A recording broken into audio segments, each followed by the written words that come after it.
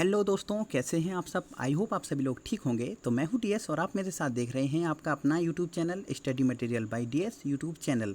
तो आप लोगों की डिमांड ज़्यादा थी, आप लोगों के कमेंट अच्छे आए और आप लोगों ने इस बात की उम्मीद लगाई और मुझसे ये कहा कि सर अगर पढ़ाई से रिलेटेड कोई चीज़ आप हमें प्रोवाइड करा सकते हैं, यानी वीडियो लेक्चर्स हुए, प्रीवियस ईयर क्वेश्चन हुए या फिर कोई भी ऐसी चीज़ जो कि हमारे एग्ज़ाम में हमें मदद करे, अगर आप ऐसा कुछ प्रोवाइड करा सकते हैं तो सर प्लीज़ कराइए। तो देखिए, पहले मैं इस चीज़ के लिए तैयार नहीं था क्योंकि मेरे पास खुद भी टाइम नहीं है, क्योंकि खुद की तैयारी के लिए भी टाइम चाहिए होता है। लेकिन फिर मैंने सोचा कि जब आप लोग इतनी रिक्वेस्ट कर रहे हैं तो क्यों ना पर डे आपके लिए एक ऐसी सीरीज स्टार्ट की जाए जिसमें कि पर डे मैं आपको 20 क्वेश्चंस करवाऊं और कोशिश करूं कि आपकी जो भी जीएस आती है, यानी जनरल साइंस के अंदर आपका फिजिक्स हुआ, केमिस्ट्री हुआ, बायो हुआ, कंप्यूटर हुआ या फिर जितने भी और साइंस जो कि एग्ज़ाम में पूछे जाते हैं उन्हें कवर कराने की मैं पूरी कोशिश करूंगा। बस आपसे रिक्वेस्ट यही रहेगी कि जिस तरह से आप लोग बाकी चैनल्स का सपोर्ट करते हैं, इस चैनल का भी सपोर्ट करें। और मैं इस चीज़ की आपको गारंटी देता हूं कि जो भी क्वेश्चंस आपको कराए जाएंगे वो आपके बेस्ट क्वेश्चन होंगे और एग्ज़ाम जब आप देंगे तो 110% जो भी आपके जीएस के क्वेश्चन होंगे इन्हीं वीडियो लेक्चर से आपको देखने को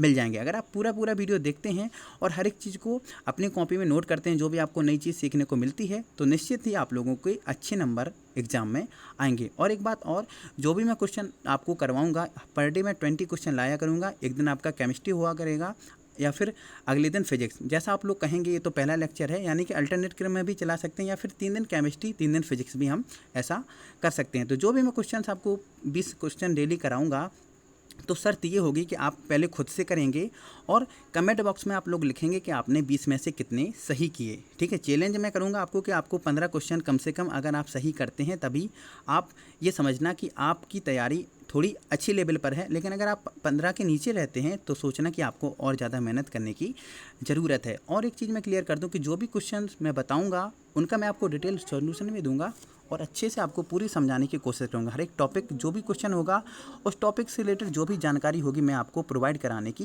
पूरी कोशिश करूंगा। बस रिक्वेस्ट है ये आपसे कि दोस्तों वीडियो को लाइक करना, ज़्यादा से ज़्यादा अपने दोस्तों के बीच शेयर करना, और अगर आपको यहाँ थोड़ा सा भी मज़ा आता है, थोड़ी सी भी आपको बेस्ट क्वालिटी लगती है तो चैनल को सब्सक्राइब करना। तो चलिए, आप बहुत हुई बातें, अब अपना वीडियो स्टार्ट करते हैं और क्वेश्चन नंबर 1 से शुरुआत करें। उससे पहले मैं आपको बता दूं, आपका सब्जेक्ट है केमिस्ट्री यानी कि रसायन विज्ञान और टॉपिक का नेम है पदार्थों की प्रकृति एवं संगठन, यानी nature and compositions of substance, यानी पदार्थों की प्रकृति एवं संगठन। तो चलिए क्वेश्चंस पे आते हैं और देखते हैं अपना क्वेश्चन नंबर 1 की पहला क्वेश्चन हमारा क्या कहता है। तो सबसे पहले आप लोग क्वेश्चन देखेंगे, उसके बाद खुद से उसका आंसर ढूंढने की कोशिश करेंगे, उसके बाद ही आगे वीडियो को चलाएंगे। तो पहला क्वेश्चन यहाँ पर लिखा है, देखिए मैं जूम करता हूँ कि एक ही प्रकार का परमाणु निम्न में से किसमें मिलता है। यानी कि जो आपके बोलते हैं ना एटम्स होते हैं, एटम्स एक ही प्रकार के जो एटम्स होते हैं, सेम एटम्स निम्न में से किस में पाए जाते हैं। यानी खनिज यौगिक में, खनिज मिश्रण में, प्राकृतिक तत्व में या फिर नन ऑफ दीज यानी कि उपयुक्त में से कोई भी नहीं। देखिए बीपीएससी 2011 में यह क्वेश्चन पूछा गया और जो भी क्वेश्चंस आपको कराए जाएंगे वो पहले ही एग्जाम में पूछे जा चुके हैं। तो बेस्ट से बेस्ट आपको कंटेंट देने की मैं कोशिश करूंगा, क्योंकि जब आपसे वादा किया है तो 100% आपके जो क्वेश्चन होंगे जीएस के वो इन्हीं लेक्चर्स में से मैं आपको फंसने की गारंटी दे सकता हूं। तो आप बात आती है कि परमाणु क्या होता है। तो देखिए परमाणु के बारे में आप लोग जानते होते हैं कि कोई भी आप दुनिया का कोई भी चीज़ ले लीजिए, उसका जो सबसे छोटा पार्टिकल होता है, यानी हजारों लाखों परमाणु मिलकर एक एटम यानी कि एक मॉलिक्यूल का निर्माण करते हैं, यानी कि एक अणु का निर्माण करते हैं। तो सबसे पहले खनिज यौगिक की बात करते हैं। तो खनिज यौगिक अगर आप एक नाम जानते होंगे तो अच्छी बात है। वैसे मैं आपको बता दूँ CuFeS2, ठीक है, ये एक प्रकार का यौगिक है, लेकिन इसमें कॉपर और लोहा दोनों हैं। ठीक है, कॉपर और लोहा दोनों हैं, मतलब कि एक खनिज यौगिक में एक ही प्रकार के परमाणु नहीं हो सकते, बल्कि अन्य तत्वों के परमाणु भी आपको देखने को मिल जाते हैं। मिश्रण यानी कि मिक्सचर की बात करें तो मिक्सचर तो नाम से ही पता चल रहा है कि इसमें एक से ज़्यादा होंगे। अब आती है प्राकृतिक तत्व की बात। तो आपने जितने भी 118 एलिमेंट आपके अभी तक खोजे जा चुके हैं, तो एक प्राकृतिक तत्व के अंदर उसी तत्व के हजारों लाखों करोड़ों परमाणु पाए जाते हैं। तो ठीक है, आप लोग समझ गए होंगे, इसका ऑप्शन नंबर सी एकदम राइट आंसर है। आगे बढ़ते हैं, अगला क्वेश्चन है क्वेश्चन नंबर 2 कि 2 या 2 से अधिक तत्वों की मात्रा के विचार से एक निश्चित अनुपात में संयोग करने से बना पदार्थ क्या कहलाता है। मतलब क्वेश्चन इस तरह से है कि अगर हम 2 तत्व लें और उन्हें एक निश्चित अनुपात में मिला दें तो बना हुआ जो पदार्थ होता है, नया पदार्थ, वो क्या कहलाता है? ऑप्शन दिए हुए हैं आपके, तत्व, यौगिक, मिश्रण या फिर ठोस। देखिए क्वेश्चन काफ़ी अच्छा है, एग्जाम में ये भी पूछा जा चुका है। तो मैं आपको यहाँ पर एक चीज़ क्लियर कर दूँ कि अगर हम जो भी चीज़ें लेते हैं, अगर दो तत्व लें और उन्हें अगर हम समान अनुपात में मिलाते हैं, यानी निश्चित अनुपात में मिलाते हैं, सॉरी समान नहीं, अगर निश्चित अनुपात में मिलाते हैं तो एक यौगिक का निर्माण होता है। और अगर उन्हें हम किसी भी अनुपात में मिला देते हैं, यानी कोई उनका जो अनुपात है निश्चित नहीं होता है, तो फिर जो बनता है वो हमारा मिश्रण बनता है। देखिए तीसरा क्वेश्चन यहाँ पर दिया हुआ है कि दो या दो से अधिक शुद्ध पदार्थों को किसी भी अनुपात में मिला देने से क्या बनता है? तो अगर आप किसी भी अनुपात में मिलाएंगे तो बनने वाली जो चीज़ होगी वो मिश्रण कहलाएगी। इसे आप अपनी कॉपी में नोट कीजिए। अगर निश्चित अनुपात में मिलाएंगे तो आपका यौगिक बनेगा, अगर आप किसी भी अनुपात में मिला देंगे रैंडमली तो आपका मिक्सचर बन के तैयार हो जाएगा। जैसे कि आप लोग देखते हैं हवा एक मिक्सचर है जिसमें कि आपकी ऑक्सीजन हुई, नाइट्रोजन हुई, बाकी बहुत सी गैसें हैं जो कि आपकी एक मिक्सचर के रूप में, उनका कोई निश्चित अनुपात वहाँ पर नहीं है। ठीक है, आगे बढ़ते हैं। अगला क्वेश्चन है चौथा कि ऐसे तत्व जिनमें धातु और अधातु दोनों के गुण पाए जाते हैं क्या कहलाते हैं? आई होप आप सभी लोगों को इस बारे में जानकारी होगी, लेकिन जिनको जानकारी नहीं है वो उनकी जानकारी के लिए बता दूं कि ऐसे तत्व जिनके अंदर मेटल और नॉन मेटल दोनों के गुण पाए जाते हैं, ऐसे तत्वों को हम उपधातु कहते हैं। यानी कि इनके जो गुण होते हैं वो धातु और अधातु के बीच के होते हैं। मिश्र धातु होती है, जब दो या दो से अधिक धातुओं को मिलाते हैं तो मिश्र धातु का निर्माण होता है।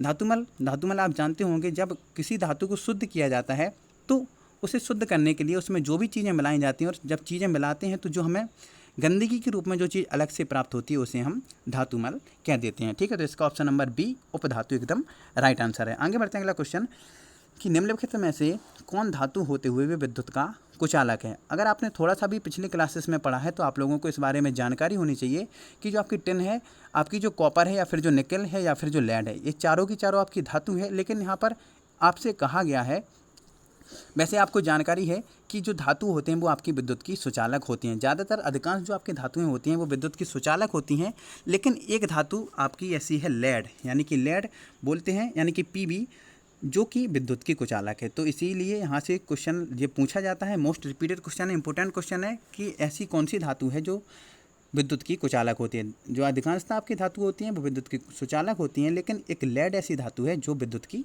कुचालक होती है। ठीक है, आगे बढ़ते हैं। अगला क्वेश्चन है कि निम्नलिखित में से किस अधातु में धातुई चमक पाई जाती है? क्वेश्चन ये भी मोस्ट इंपॉर्टेंट है, ये भी क्वेश्चन काफ़ी बार पूछा जा चुका है। तो इसका ऑप्शन आपके दे रखे हैं ग्रेफाइट, आयोडीन, उपयुक्त दोनों में या इनमें से कोई नहीं। तो देखिए मैं आपको बता दूं कि दो अधातु हैं, एक है ग्रेफाइट और एक आयोडीन, यानी कि दोनों की दोनों अधातु हैं, लेकिन इनमें दोनों में ग्रेफाइट की तरह यानी धातुओं की तरह इनमें चमक पाई जाती है, इसीलिए इनसे क्वेश्चन लगातार पूछा जा रहा है। यानी ग्रेफाइट और आयोडीन दो ऐसी अधातु हैं जिनमें धातुई चमक पाई जाती है। आगे बढ़ते हैं, अगला क्वेश्चन है सातवां, निम्न में से कौन सी उपधातु है? ठीक है, उपधातु का मतलब ऐसी धातु, मतलब ऐसी चीज़ या फिर ऐसी धातु जिसमें अधातु और धातु दोनों के गुण पाए जाते हैं, उपधातु कहलाती है। ऑप्शन है आपके आर्सेनिक, एंटीमनी, बिस्मथ या इनमें से सभी। तो अगर हम इस क्वेश्चन नंबर 7 के राइट आंसर की बात करें तो आपका इसमें हो जाएगा ऑप्शन नंबर डी, यानी कि आर्सेनिक, एंटीमनी, बिस्मथ ये तीनों आपकी जो हैं वो यहाँ पर उपधातु है। ठीक है, क्वेश्चन नंबर 8 है कि निम्न में से कौन एक यौगिक है? और यौगिक के बारे में मैं आपको पहले भी बता चुका हूँ कि यौगिक का मतलब होता है दो तत्व जब निश्चित अनुपात में मिलाए जाते हैं तो आपका यौगिक बनता है, और जब उन्हें रैंडमली किसी भी अनुपात में मिला देते हैं तो फिर आपके मिश्रण का निर्माण होता है। तो ऑप्शन अगर देखेंगे तो यहाँ पर है ऑप्शन नंबर ए में वायु, ऑप्शन नंबर बी में पारा, option number c ozone, option number d ammonia. आपको इन सभी के सूत्र भी आपको पता होने चाहिए। अगर अमोनिया की बात करें तो इसका सूत्र होता है NH3, ओजोन का सूत्र होता है O3, पारा को आप जानते होंगे मरकरी यानी कि Hg, और वायु की बात करें तो इसे आप जानते हैं। ठीक है, तो यौगिक की अगर हम बात करें तो देखिए कौन सा यहाँ पर यौगिक हो जाएगा, इसके बारे में थोड़ा आपको डिस्कस करना पड़ेगा। तो सबसे पहले अगर वायु की बात करें तो वायु में कई गैसें पाई जाती हैं, इसलिए ये एक मिश्रण है। ठीक है, मैं आपको पहले ही बता चुका हूँ, फिर बोल रहा हूँ कि वायु एक मिश्रण है, वायु एक यौगिक नहीं है। पारा एक तत्व है, इसलिए इसे यौगिक नहीं बोल सकते, क्योंकि यौगिक होने के लिए आपके दो या दो से अधिक तत्वों का संयोग करना जरूरी होता है। तो पारा सिर्फ अकेला है, इसलिए ये यौगिक नहीं हो सकता। अगर ओजोन की बात करें तो ओजोन में आपके 3 ऑक्सीजन के परमाणु पाए जाते हैं, तभी इसका जो सूत्र होता है वो O3 होता है। अगर चौथी बात करें अमोनिया के बारे में, तो अमोनिया के बारे में छोटा सा मैं आपको यहाँ पर इंट्रोडक्शन दे दूँ कि अमोनिया का जो निर्माण है वो हैबर विधि से किया जाता है, जिसमें कि आपकी जो नाइट्रोजन और जो हाइड्रोजन गैस होती है उन्हें एक और अनुपात और 3 के अनुपात में मिलाया जाता है, यानी कि N2+3H2 गिव्स आपका NH3, ठीक है। यानी कि अगर आप अमोनिया जो आपकी नाइट्रोजन गैस होती है उसे ले लें अगर 1 अनुपात में, और अगर 3 अनुपात में आप हाइड्रोजन गैस ले लेते हैं, तो जो आपकी बनने वाली गैस होती है उसे हम अमोनिया बोलते हैं। तो यानी 1 और 3 के अनुपात में ही अगर हम लेंगे तभी अमोनिया का निर्माण होगा। तो इस तरह से यहाँ पर जो यौगिक है वो अमोनिया हो जाएगी, ठीक है, क्योंकि इसमें निश्चित अनुपात लेने पर ही अमोनिया का निर्माण हो पाता है। क्वेश्चन नंबर 9 है कि जल एक यौगिक है क्योंकि क्वेश्चन के आपके ऑप्शंस दे रखे हैं। यह ठोस, द्रव और गैस तीनों अवस्थाओं में पाया जाता है। इसमें हाइड्रोजन तथा ऑक्सीजन होती है। इसमें रासायनिक बंधों से जुड़े हुए 2 भिन्न भिन्न तत्व होते हैं। या रासायनिक साधनों द्वारा 2 सरल पदार्थों में तोड़ा जा सकता है। तो देखिए ऑप्शंस आपके चारों सही हैं, लेकिन आपको ऑप्शन वो चूज करना है जो आपका सबसे ज़्यादा सही है। पहला ऑप्शन है यह ठोस, द्रव, गैस तीनों में पाया जाता है, ठीक है, अच्छी बात है। लेकिन दूसरा नंबर लिखा है यहाँ पर, सबसे पहले तो आपको जल का फॉर्मूला पता होना चाहिए जो कि होता है आपका H2O, ठीक है। इसी के बारे में यहाँ पर हम डिस्कस कर रहे हैं। तो इसमें हाइड्रोजन और ऑक्सीजन होती है, ये भी आपका सही है। इसमें रासायनिक बंधों से जुड़े हुए 2 भिन्न भिन्न तत्व होते हैं। या रासायनिक साधनों द्वारा 2 सरल पदार्थों में तोड़ा जा सकता है। तो अगर मैं इस बात करूँ इस क्वेश्चन के आंसर की, तो इसका आंसर ऑप्शन नंबर सी एकदम से सही हो जाएगा। यानी कि इसमें 2 अलग अलग तरह के तत्व हैं, हाइड्रोजन और ऑक्सीजन मिलकर एक जल नाम के यौगिक का निर्माण करते हैं। तो इसका सही जवाब हो जाएगा ऑप्शन नंबर सी, ठीक है। आगे बढ़ते हैं। आपका क्वेश्चन नंबर 10 की बात करें तो इसमें आपको मिलाना है, इन सभी को सम्मिलित करना है। तो ऑप्शन नंबर यहाँ पर ए का दे रखा है हीरा। हीरा किसका बना होता है? संगमरमर में क्या होता है, रेत में क्या होता है, माणिक में क्या होता है, ठीक है। तो अगर आप हीरा की बात करें तो हीरा जो है वो कार्बन का अपर रूप होता है। तो इसका अगर सही मिलान करें तो इसका हो जाएगा ऑप्शन नंबर 4 से, ठीक है। संगमरमर की बात करें तो इसका सूत्र होता है CaCO3, यानी कि कैल्शियम कार्बोनेट को हम संगमरमर बोलते हैं। तो इसका हो जाएगा ऑप्शन नंबर 1। रेत यानी कि रेत का बालू का सूत्र होता है SiO2, यानी कि सिलिकॉन डाइऑक्साइड। तो यहाँ पर आपका हो जाएगा ऑप्शन नंबर 2। और माणिक जो आपका बचता है वो मिल जाएगा आपका यहाँ पर 3 नंबर से। तो सही यहाँ पर आपका क्या होगा कि ए का मिलेगा आपका चौथे से, बी का मिलेगा आपका पहले से। तो यहाँ पर देखिए ऑप्शन नंबर केवल बी एक ऐसा ऑप्शन आपको दिखेगा जिसमें कि ये आपके चारों एकदम सही से फिट बैठ पाते हैं। यानी कि हीरा आपका कार्बन का बना होता है, संगमरमर आपका कैल्शियम का बना होता है, रेत सिलिकॉन की बनी होती है, और जो आपका माणिक होता है यानी कि जो आपके मोती वगैरह आते हैं, पुखराज, पन्ना, ये सब उसमें आपके एल्यूमिनियम भी पाया जाता है। तो ऑप्शन नंबर बी एकदम राइट आंसर हो जाएगा। और दोस्तों मैं आपसे इंसिस्ट करूंगा, रिक्वेस्ट करूंगा कि जितनी भी चीज़ें मैं आपको डिटेल में बता रहा हूं वो आप लोग अपनी कॉपी में नोट करें, जो आपके लिए आपके आने वाले एग्ज़ाम के लिए एक रिवीजन का कार्य करेंगी। और जब आप सारी चीज़ों को अच्छे से पढ़ लेंगे तो फिर आपकी एक ऐसी किताब या फिर ऐसी कॉपी तैयार होगी जो कि दुनिया की हर एक किताब से बेस्ट होगी, क्योंकि स्वयं के द्वारा जो नोट्स आपके तैयार किए जाते हैं वो दुनिया की सबसे अच्छी किताब होती है। क्वेश्चन नंबर 11 की बात करें, देखिए दोस्तों मैंने आंसर शीट भी यहाँ पर है जो मैं आपको दिखा नहीं रहा हूँ, क्योंकि अगर आप ये सब देखेंगे तो फिर आपके अंदर में जो नॉलेज है वो आपको पता नहीं चल पाएगा। तो अगर आप कहेंगे तो मैं इसकी PDF और विथ आंसर आपको प्रोवाइड जरूर से करा दूंगा। क्वेश्चन नंबर 11 की बात करें तो निम्नलिखित में से किस पदार्थ में ऑक्सीजन नहीं है। देखिए UPPSC 1999 में ये क्वेश्चन पूछा गया। तो ऑप्शन नंबर ए है सीमेंट, ऑप्शन नंबर बी रेत, सी मिट्टी का तेल, या फिर डी कांच। तो निम्न में से किस में ऑक्सीजन नहीं है। तो रेत का सूत्र मैंने अभी आपको बताया SiO2, O2 का मतलब ऑक्सीजन, यानी इसमें तो आपकी ऑक्सीजन पाई जाती है। तो ऑप्शन नंबर आपका दूसरा ये गलत हो गया। मिट्टी का तेल यानी केरोसिन, इसमें भी जो है आपका ऑक्सीजन पाया जाता है। सीमेंट क्या है कि रेत से ही मिलकर बनती है, तो इसमें भी आपका जो है ऑक्सीजन पाया जाता है। तो लेड यानी कि कांच यानी कि Pb आपकी एक ऐसी धातु है या खुद स्वयं में एक धातु है, इसलिए इसमें ऑक्सीजन नहीं पाई जाती, इसलिए ऑप्शन नंबर डी आपका यहाँ पर राइट हो जाएगा, ठीक है। आगे बढ़ते हैं। क्वेश्चन नंबर 12, कौन सा पदार्थ प्रकृति में 3 अवस्थाओं में यानी कि ठोस, द्रव, गैस में पाया जाता है। तो ये आप में से सभी को पता होगा, जल एक ऐसा एकमात्र पदार्थ है जो कि प्रकृति में ठोस, द्रव, गैस तीनों अवस्थाओं में पाया जाता है। तो H2 इसका राइट आंसर हो जाएगा। आगे बढ़ते हैं। क्वेश्चन नंबर 13 है कि स्टेनलेस स्टील एक मिश्र धातु है जबकि वायु एक मिश्रण है, यौगिक है, तत्व है, या फिर विलयन है। तो स्टेनलेस स्टील आप लोग जानते होंगे कार्बन और इसके अलावा इसमें निकल, क्रोमियम जैसी चीज़ें मिलाकर एक अच्छी सी धातु या मिश्र धातु तैयार की जाती है जो कि आपकी धातु को संक्षारित होने से बचाती है। तो वायु के बारे में बात करें तो वायु में आपको पहले ही बता चुका हूँ कि वायु एक मिक्सचर है, क्योंकि इसमें जो गैसें होती हैं वो किसी भी रैंडमली अनुपात में होती हैं, और जब किसी चीज़ में निश्चित अनुपात में कोई तत्व पाए जाते हैं तो फिर एक यौगिक का निर्माण करते हैं। लेकिन वायु में जो भी गैसें आपकी नाइट्रोजन हुई, ऑक्सीजन हुई, आर्गन हुई, या फिर बाकी जो भी गैसें हैं वो किसी भी निश्चित अनुपात में नहीं है, इसलिए वायु क्या है, वायु आपका एक मिश्रण है, ठीक है। आगे बढ़ते हैं क्वेश्चन नंबर 14 की तरफ। मैं उम्मीद करता हूं दोस्तों आप लोग वीडियो को पसंद कर रहे होंगे। अगर अभी तक आपने वीडियो को लाइक नहीं किया तो वीडियो को लाइक कीजिए, क्योंकि ये पहला वीडियो है। अगर आप लोग अच्छे से मोटिवेट कर देंगे तो मैं इसी तरह से आपको अच्छे अच्छे क्वेश्चंस यहाँ पर कराता रहूँगा, ठीक है। क्वेश्चन नंबर 14 है कि निम्न में से कौन ना तो तथ्य है और ना ही यौगिक, ठीक है। ऑप्शन नंबर देखिए, ए में लिखा है वायु, बी में लिखा है जल, सी में लिखा है आपका पारा, ऑप्शन नंबर डी में लिखा है सोडियम क्लोराइड। क्वेश्चन आप गौर से पढ़िए, लिखा है तत्व और ना ही यौगिक, यानी आपके अगर ऑप्शन नंबर बी की बात करें तो यहाँ पर है जल। जल एक यौगिक है जो कि हाइड्रोजन और ऑक्सीजन से मिलकर बना होता है, ठीक है। पारा एक आपका तत्व है जो कि पीबी होता है। सोडियम क्लोराइड जिसे आप जानते होंगे इसे बोलते हैं NaCl, जिसे हम नॉर्मली अपनी भाषा में साधारण नमक भी कह देते हैं। तो ऑप्शन नंबर ए आपका बचता है जो कि वायु लिखा है।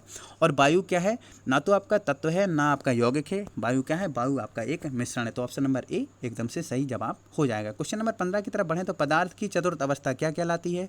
तो देखिए मोस्ट इंपॉर्टेंट क्वेश्चन है, कई बार एग्जाम में पूछा जा चुका है, तो आप लोग नोट कर लीजिए। आपको पता नहीं है तो सबसे पहले मैं आपको बताऊं, पहली अवस्था ठोस, दूसरी अवस्था द्रव, तीसरी अवस्था गैस, चौथी अवस्था होती है आपकी प्लाज्मा, और इसके अलावा आपकी पांचवी अवस्था भी होती है जिसे बोलते हैं बॉस आइंस्टीन कंडेंसेट। इसे शॉर्ट में अगर आप याद करेंगे तो BEC इसे शॉर्ट में आप लोग याद कर सकते हैं। तो चौथी अवस्था आपकी हो गई प्लाज्मा, पांचवी अवस्था होती है आपकी बॉस आइंस्टीन कंडेंसेट। आगे बढ़ते हैं क्वेश्चन नंबर 16 की तरफ। तो निम्नलिखित में से कौन एक यौगिक है। यौगिक क्या होता है, जिसमें कि जो तत्व होते हैं वो आपके निश्चित अनुपात में होने चाहिए, तभी एक यौगिक का निर्माण होता है, ठीक है। तो ऑप्शन नंबर ए में लिखा है स्टील, ऑप्शन नंबर बी में लिखा है रेत, ऑप्शन नंबर बी में लिखा है पीतल, ऑप्शन नंबर सी में लिखा है रेत, ऑप्शन नंबर डी में लिखा है हीरा। तो निम्न में से कौन सा एक यौगिक है, इसका जवाब आप लोगों को बताना है। तो दोस्तों अगर इसके सही जवाब की बात करें तो इसका ऑप्शन नंबर सी एकदम से सही जवाब हो जाएगा। अब आप लोग पूछेंगे क्यों, क्योंकि रेत जो है वो होती है SiO2, ठीक है। ये तो हो गया आपका रेत यानी कि बालू का सूत्र। अगर स्टील की बात करें तो स्टील में हम जो मिश्र धातुएं मिलाते हैं उन्हें कम ज़्यादा के अनुपात में भी मिलाकर उन्हें कम मतलब कि कम अच्छी धातु यानी कि जो आपकी स्टील होती है, स्टील के जो अलग अलग टाइप की क्वालिटीज़ होती हैं, अलग अलग क्वालिटी की जो है हम स्टील बना सकते हैं कम और ज़्यादा के मिश्रण में मिलाकर। तो इसलिए उनमें कोई निश्चित अनुपात नहीं होता है कि हमें क्रोमियम या फिर निकल इतने अनुपात में मिलानी है, क्योंकि क्वालिटी के हिसाब से उनमें उनकी मात्रा कम ज़्यादा रखी जाती है। यही सवाल जो है यही चीज़ पीतल के साथ होती है कि अच्छे क्वालिटी का पीतल है तो उसमें ज़्यादा अच्छे अनुपात में मिली होगी, कम क्वालिटी का पीतल है तो उसमें कम क्वालिटी की होगी। हीरा मिश्र यानी कि यौगिक नहीं है, ठीक है।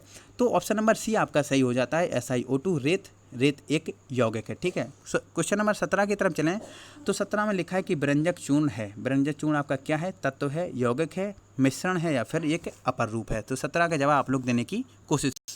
तो दोस्तों अगर इसके सही जवाब की बात करें तो इसका भी जवाब हो जाएगा ऑप्शन नंबर बी यानी कि यौगिक, यानी व्यंजक चूर्ण एक यौगिक है जो कि कार्बन और क्लोरीन से मिलकर बनाया जाता है। वीडियो ज़्यादा लंबा हो रहा है इसलिए हम थोड़ा जल्दी से करेंगे। यहाँ पर क्वेश्चन नंबर 18 है कि इनमें से कौन सा एक मिश्रण नहीं है।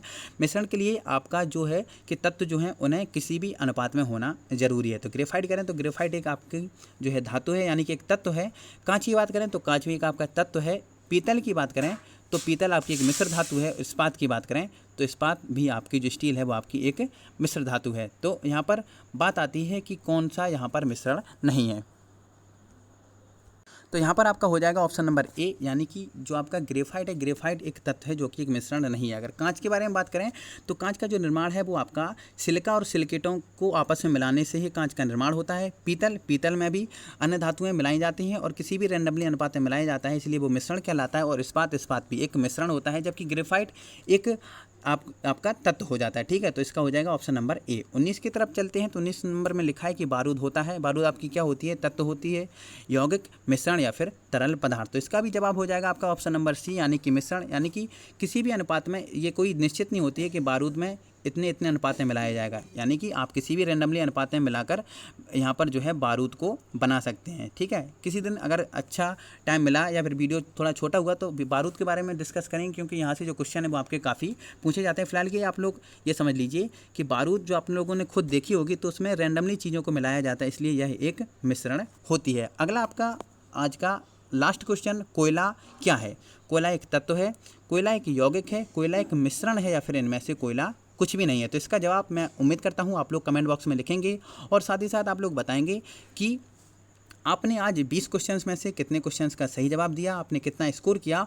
और दोस्तों आपसे मैं इंसिस्टली रिक्वेस्ट करूंगा कि पहला वीडियो है, जैसा भी लगा हो आप लोग कमेंट बॉक्स में ज़रूर लिखना। उम्मीद की और मैंने कोशिश की आप लोगों को समझाने की और उस चीज़ तक पहुंचाने की, क्योंकि अभी तक मैंने ऐसी चीज़ें यूट्यूब पर नहीं की हैं, तो खुद को मैं इम्प्रूव करूँगा। आप लोगों का सपोर्ट अगर रहा तो, अगर आप लोगों ने अच्छा रिस्पांस दिया, वीडियो को लाइक किया, दोस्तों के बीच शेयर किया, अच्छे खासे अगर व्यूज़ आए, तो मैं इस चीज़ को और अपने आप को इम्प्रूव करूँगा और अच्छे से अच्छा कंटेंट आप लोगों को देने की पूरी कोशिश करूँगा। अगर आप लोग कहेंगे तो इन सारे क्वेश्चंस की PDF, इनके आंसर्स की PDF आप लोगों को मैं प्रोवाइड करा दूँगा, ठीक है।